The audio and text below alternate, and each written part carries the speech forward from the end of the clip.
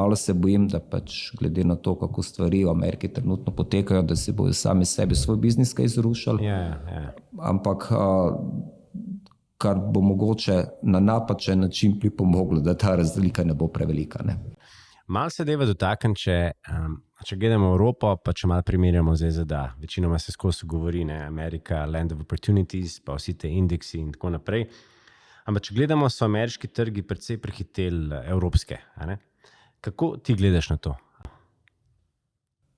Jaz se bojim, da Evropa, kar se tiče razvoja gospodarstva, je v zadnjih 10-15 letih izrazito zaostala za Združenimi državami Amerike.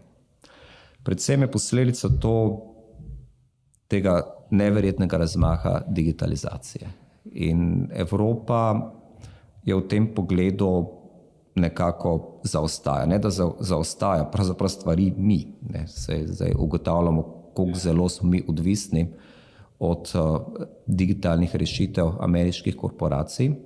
Hkrati pa na drugi strani obstajajo evropski startupi na področju digitalnih tehnologij, ki pa potem si počasi gredo v Ameriko, ker ta biznis potem oni skalajo.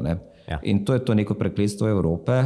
Bi rekel, da ne znamo tega enotnega trga narediti takega, kot bi si ga si želeli, da bi dejansko obstajal nek enotni trg, tako na storitvah, kot na področju blagovne menjave, se pravi stvari, kjer ne bi bile neke ovire, tako da bi lahko potem ta podjetja svoj business case razvijala tukaj. In potem je ameriško gospodarstvo popolnoma prehitelo evropsko in ta razvoj, ne vem na kak način se ga lahko dohiti.